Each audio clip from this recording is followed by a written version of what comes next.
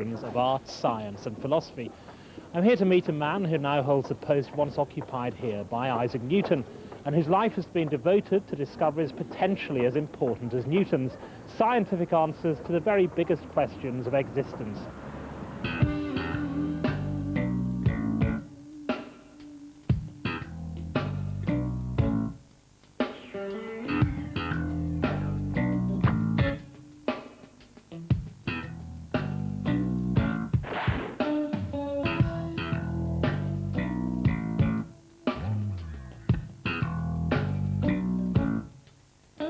At the age of 21, Stephen Hawking was diagnosed as suffering from motor neurone disease and given 2 years to live. He has defied those predictions by more than 30 years, overcoming the loss of his vocal muscles by speaking with an electronic voice synthesizer, thereby remaining able to lecture and even to appear in TV commercials. Mankind's greatest achievements have come about by talking. The last line of the book that made Hawking famous speaks of the possibility of modern physics revealing the mind of God. Indeed, Hawking's work has made frequent mention of the G word, although he has been less keen to discuss who or what God might be. But because some look to science to deny God's existence and some to confirm it, Hawking's cagey references have become a focus of the long-running debate between religion and science. In recent months, he has surprised some of his agnostic or atheist colleagues by reportedly becoming a regular churchgoer.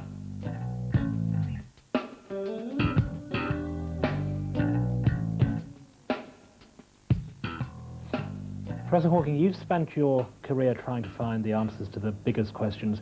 Why has the quest to explain the universe been so important to you? I think we all want to understand how things work and how we got here. There has to be something more to life than being comfortably off, watching television, and having 2.4 children. When we were young, we weren't afraid to ask why. But as we grew up, we were told that these questions didn't have answers, and it was naive to ask them. But I don't agree. I think it is important that we keep our childlike sense of wonder. We have to marvel at the universe around us. We have to try to find how it operates and what our place in it is. Otherwise, we might as well be zombies or automata. But as far as we can tell, we're alone in having this ability to ask why, to seek to understand the universe. Do you see the universe as a kind of puzzle that you and scientists before you, like Newton and Einstein, are there to solve? We don't know that we are alone. From what we know about how life developed on Earth, it seems that it could also have appeared on planets of other stars. But that raises the problem of why we don't seem to have been contacted by other civilizations. I discount UFOs. If they were aliens, I think they would be much more obvious and probably much more unpleasant. I don't believe this idea they are trying to warn us of some great danger.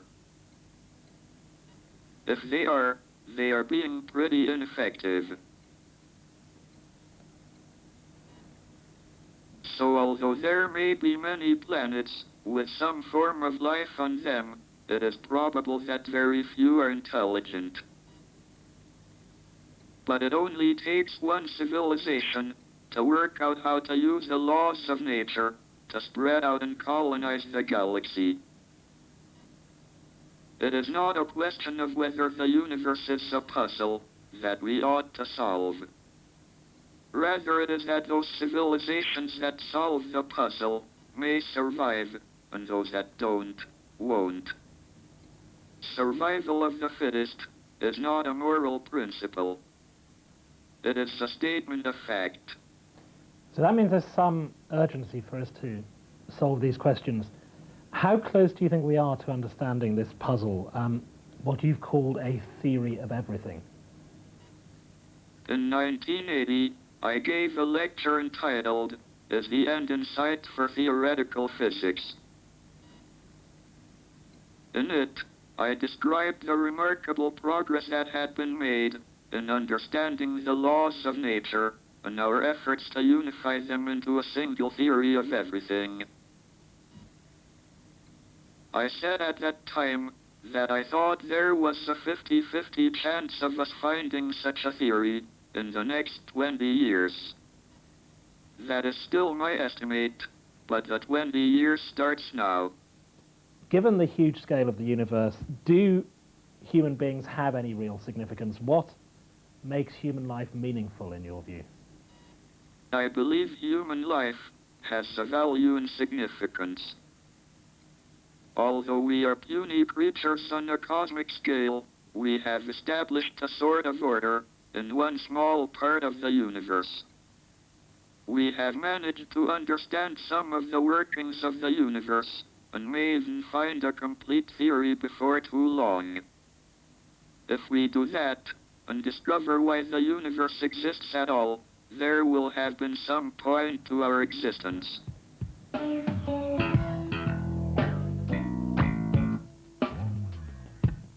Do you sense any plan behind the things that have happened in your life, or is everything just accident or chance?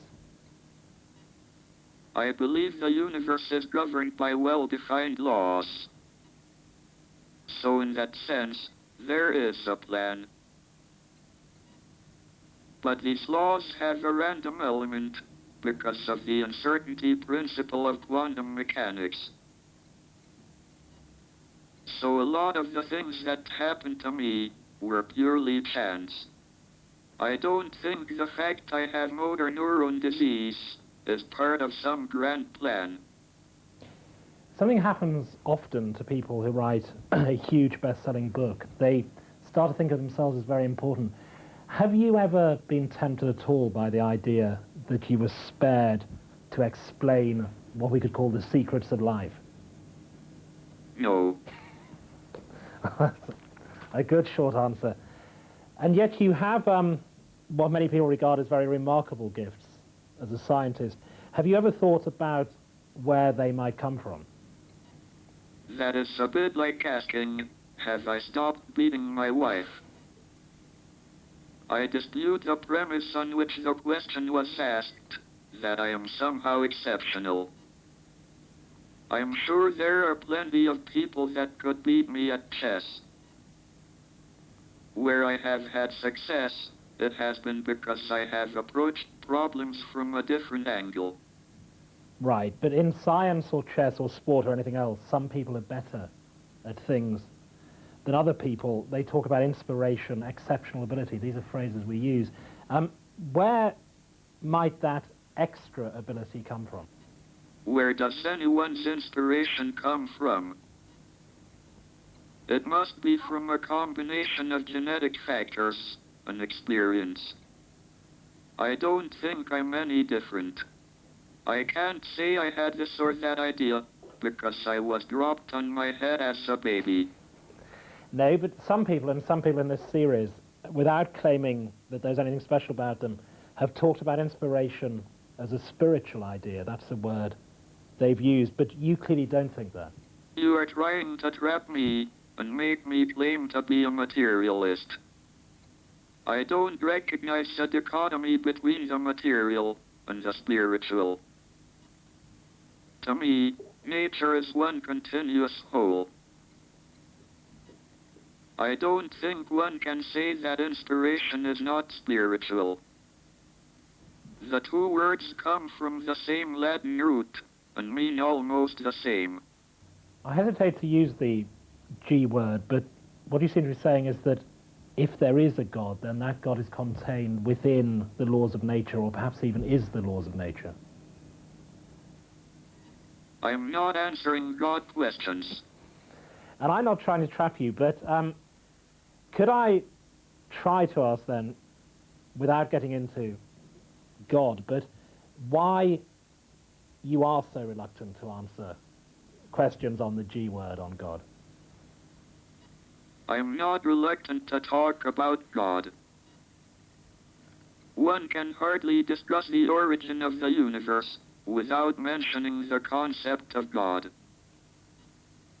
But I get so bored at being asked, do you believe in God?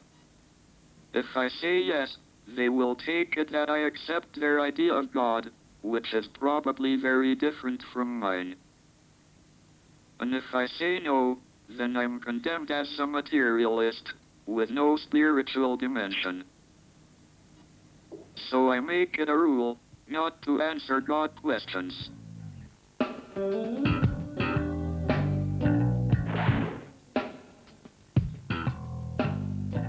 What do you think the end of the story will be for the human race? The end of time, when the whole universe collapses, is billions of years in the future. I don't think that need worry us too much.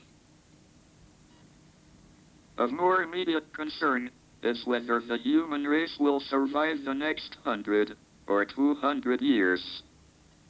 I see great dangers. We are in a period in which our technical abilities have run ahead of our wisdom in using our powers. Possible disasters include a nuclear war, the greenhouse effect becoming unstable, or the release of a genetically engineered virus. Even if we avoid all these, it is not clear the human race will remain the same much longer. But I'm an optimist. I can't believe we have come so far just to peter out or run into a dead end. But as individuals, we will all eventually come to our end. What happens when someone dies? Is it something that you think about? At the age of 21, I was diagnosed with motor neuron disease and given 2.5 years to live. I have always wondered how they could be so precise about the half. That was more than 30 years ago, but it has meant that I have lived more than half my life with the chance of an early death. I'm not afraid of dying, but I'm in no hurry to die. I have so much I want to do first. You said that your hunch is that the universe won't just peter out. What about us as individuals? Does science ask us to believe that we will just end up as dust? Or is it possible that something else of us will survive death? Individual cells in our bodies die and are replaced, but what we identify as a person carries on. Similarly, individual members of the human race will die, but I very much hope the species will continue. An individual is continued, both in the genes that he or she passes on, and more importantly, in the memories and achievements that he or she leaves behind. I don't regard death as a tragedy. Professor Stephen Hawking, thank you very much.